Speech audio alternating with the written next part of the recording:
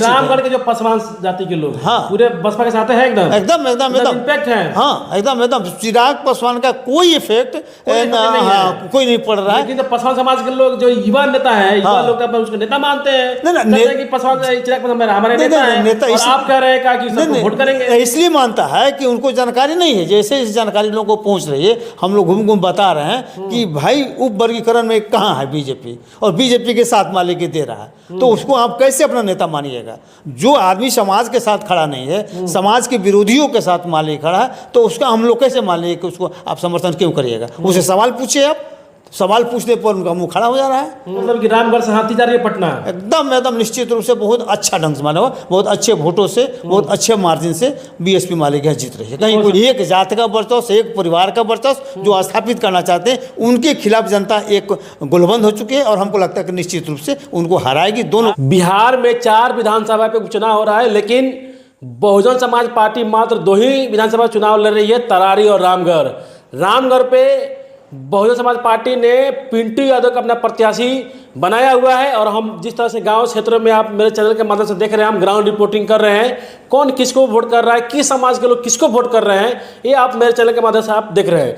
लेकिन हमारे साथ हरकेश्वर राम पासवान जी हैं, बसपा के पासवान नेता है। ये चुनावी कैंपेनिंग में पटना से कैमूर पहुंचे हुए हैं, मिल गए हैं। इनसे हम बात करेंगे कि आखिर ये क्षेत्र में जा रहे हैं तो माहौल क्या दिख रहा है, इसी मुद्दे पे बात करेंगे। सर बहुत बहुत स्वागत है आपका। हाँ थैंक यू।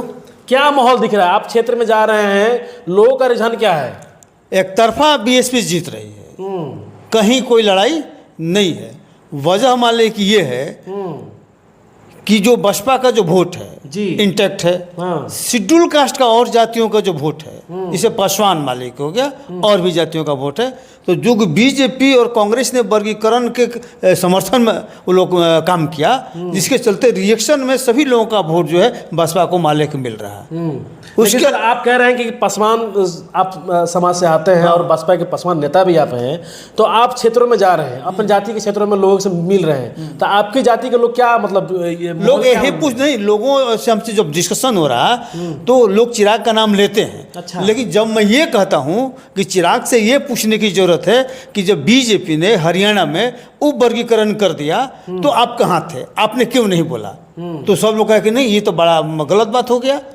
तो इसलिए चिराग के प्रति धीरे धीरे लोगों का मतलब लोगों को लग गया कि चिराग सिर्फ अपने लिए काम कर रहा है, समाज से उसको कोई लेना देना नहीं है। और शेड्यूल कास्ट और शेड्यूल टाइप्स का जो स्थिति है कांग्रेस और बीजेपी ने जो खराब करके रखा है, जिसके कारण शेड्यूल कास्ट के लोग पूरा एकमत हो गया है। और हमको लगता है कि अब देखिए शेड्यूल कास्ट टोटल मान लीजिए कि हो गया, जादव मान लीजिए कि हो गया, और जादव के चलते मुस्लिम पूरा हो गया। इसलिए लड़ाई में आरजेडी कहीं है ही नहीं, लड़ाई हो गया मूल रूप से बीजेपी से, और बीजेपी इसमें लड़ाई है। और बीजेपी भी वहाँ भी देखिएगा कि राजपूत लोग उसके साथ तो कन्फ्यूज भी है किसको वोट। हाँ, और उसके अलावा एक चीज़ और हो रहा है कि ब्राह्मण जो है, ब्राह्मण भी थी हो गया दिमाग में, उसको नाराज है कि भाई जब ये मिथिलेश तिवारी एमपी के चुनाव लड़ रहे थे तो राजपूतों ने, जो अशोक सिंह आज बीजेपी के कैंडिडेट हैं, उन्होंने, उनके लोगों ने सुधाकर सिंह को वोट किया, पूरा मिलकर। हाँ, राजद को वोट कर दिया, बीएसपी को वोट नहीं किए थे, अपने बीजेपी को वोट नहीं किया। तो उन लोगों को लग रहा है कि जब हमारे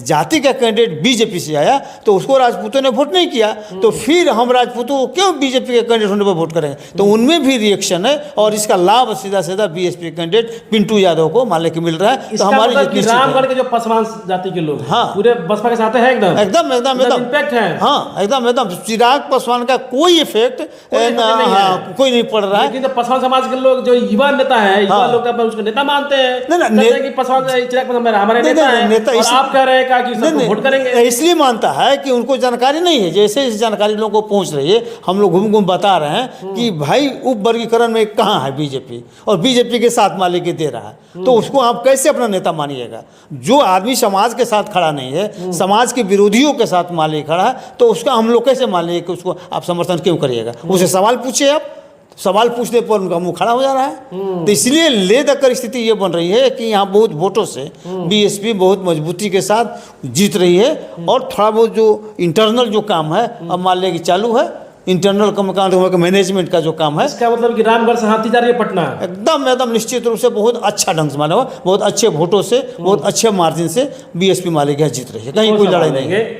रामगढ़ के जो यादव हैं ये कह रहे हैं कहा कि रामगढ़ में मान सम्मान स्वाभिमान की लड़ाई है और इसको हम लोग जीत के जा रहे हैं। इस बात को आप कैसे देखते हैं? नहीं, ये देखिए, यादवों को ये लग रहा है कि भाई एक जगदानंद सिंह का परिवार जो है वही पार्टी का अध्यक्ष भी वही, लोकसभा भी वही लड़ेगा, विधानसभा भी वही लड़ेगा, एमएलसी भी वही लड़ेगा, और लोग क्या करेंगे? तो इस बार मानने की स्थिति यही नहीं, जहाँ जहाँ इस तरह को जीतन मांझी के खिलाफ भी यही माहौल बन गया है। अच्छा, कि मंत्री, केंद्रीय मंत्री आप ही, स्टेट मिनिस्टर आपका बेटा, विधायक समधीन आपका, और फिर चुनाव लड़ रहे थे आपके पुतो। तो ले देखकर ये स्थिति लोगों में बड़ा गुस्सा मान ले कि ये उभर रहा है कि भाई एक ही परिवार का तो लोकतंत्र का ही तो सामाजिक न्याय का ही हत्या जो कर रहा है सामाजिक लेकिन आपके सांसद रामगढ़ आए थे रामजी गौतम जी, ये कह रहे थे कि जो चित्तौड़गढ़ का किला जो बना हुआ है इस पर बसपा के नेता इसको ध्वस्त कर देंगे। देखिए, चित्तौड़गढ़ का किला क्या है, यहाँ पर पहले भी ध्वस्त हुआ है। पहले ही मान लें कि ये जो अंबिका सिंह यादव हैं पहले भी यहाँ मान लें कि यहाँ जीत चुके हैं, तो इसीलिए ठीक है, एक जीते हैं, अधिकतर मतलब राजपूत लोगों ने जीता है। तो और राजपूत मालिक जीते उससे मतलब नहीं, मतलब ये है कि ये सामाजिक न्याय की जो धारा है उसके विरुद्ध जाने वाले लोग, अच्छा, जो वर्चस्व स्थापित करने वाले लोग हैं उनको नहीं आना चाहिए। एक जात का वर्चस्व, एक परिवार का वर्चस्व जो स्थापित करना चाहते हैं उनके खिलाफ जनता एक गोलबंद हो चुकी है, और हमको लगता है कि निश्चित रूप से उनको हराएगी। दोनों से प्रत्याशी हैं सुधाकर सिंह के भाई हैं अजीत कुमार सिंह जी, उनके भाई सुधाकर सिंह कह रहे हैं कहा कि कोई विधायक बनेगा तो मात्र 1 साल के लिए बनेगा, यानी 9-10 महीने के लिए बनेगा, लेकिन हम सांसद रहेंगे 5 साल, घुटने टेकवा देंगे, ये कह रहे हैं। अच्छा, सांसद विधायक का घुटना टेकवाता है क्या? ये तो बात कह रहे हैं। मतलब क्या आप करिएगा, क्या करिएगा? ना, क्या पावर आपको है? विधायक का अलग काम है, मान लें कि एमपी का अलग काम है, उसका अलग फंड है, उसका अलग फंड है, उसका अलग काम दायित्व है, इसका अलग, आप कहाँ से मान ले करिएगा? ये इसका मतलब है कि आप झूठ मूठ के अपना प्रभाव दिखा के लोगों को डरा धमका रहे हैं, तो जनता तो इसको ही बहुत अच्छा नज़रिए से नहीं देख रही है। इसका मतलब उनका इमेज खराब हो रहा है। इसका मतलब जो बक्सर सांसद यानी धमकी दे रहे हैं। हाँ, हो गया ना, तो धमकी देने वाला आदमी को कोई साथ जाता है क्या? लोकतंत्र है ना, लोकतंत्र की हत्या आप करना चाहते हैं कि हम जो कहें हमारा परिवार जो है हम वर्चस्व स्थापित कर लें। वर्चस्ववादी सिद्धांत स्थापित करने वाले लोग कभी सामाजिक न्याय और आरक्षण के पक्षधर नहीं हो सकते हैं, संविधान के पक्षधर नहीं हो सकते हैं। और ये भी मुद्दा है कि आरक्षण और संविधान का विरोध जो जाएगा, जो वर्चस्ववादी सिद्धांत अपनाएगा उसकी हार निश्चित है। अब के मान यही हो रहा, पिछले बार उनको लाभ मिल गया था, लेकिन इस बार लोग समझ गए हैं कि आरक्षण और संविधान और सामाजिक न्याय के विरोधी राजद भी है और मान लीजिए कि बीजेपी एकदम शेड्यूल कास्ट टोटल लोगों को लगे, चूंकि एकीकरण का भी बात हो रहा है ना, चूंकि अब एक ही उपाय है कि जिस तरह से उप वर्गीकरण मान लें कि पूरे देश में बीजेपी और कांग्रेस मिलकर कर रही है,